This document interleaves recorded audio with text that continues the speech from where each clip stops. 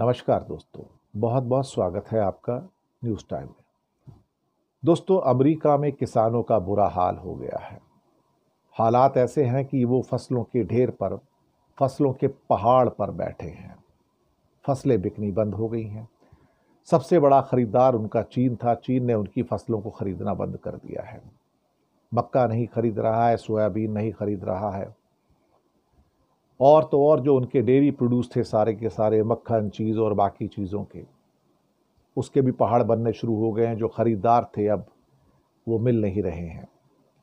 इसके अलावा fruits, vegetables और ड्राई नट्स जितने भी हैं वो बिकने कम हो गए हैं। एक्सपोर्ट्स डाउन हो गए हैं। इंपोर्ट्स अचानक से अमेरिका में बहुत बढ़ गए, हालांकि वहाँ ड्यूटी स्ट्रक्चर भी बढ़ गया है।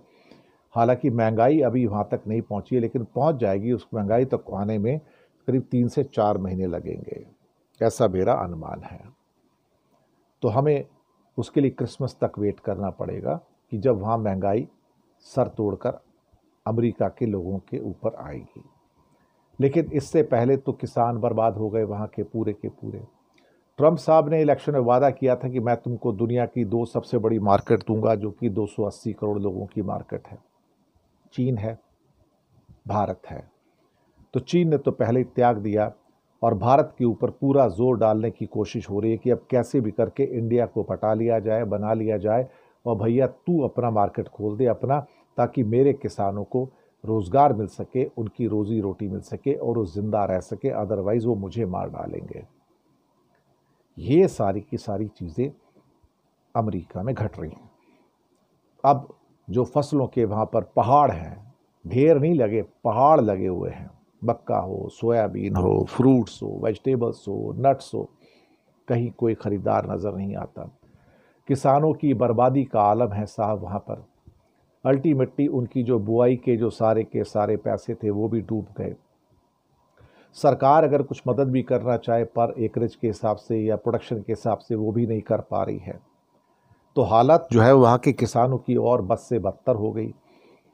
और भारत ने अभी तक वो दरवाजे नहीं खोले हैं जिसका उसको अभी भी इंतज़ार है कि शायद, लेकिन इतने दिनों के बाद मुझे लगता है कि भारत पर दबाव बना हुआ है कि भारत अगर अपना एग्रीकल्चर और डेयरी खोल देता है तो उसको सारी फैसिलिटी मिल जाएंगी, ताकि अमेरिका के किसानों को और वहाँ के दुग्ध उत्पादकों को भारत का पूरा बाजार 140 करोड़ का खुला हुआ मिल सके।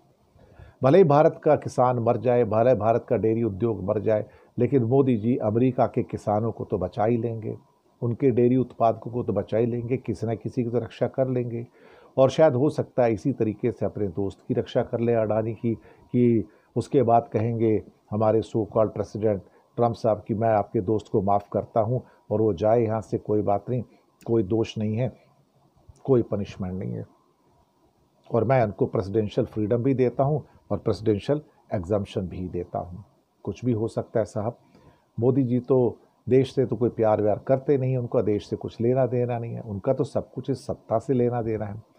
और वैसे भी उनके अपने बिजनेस के दोस्त हैं, उनके लिए तो वो देश को भी क्या पता नहीं किस किस को कुर्बान कर दें साहब। सही बात है, जो अपनी पत्नी का सगा ना हो सका, अपनी माँ का सगा ना हो सका, वो देश का क्या सगा होगा भला। ये बात तो सही है ना। शुक्रिया आपका।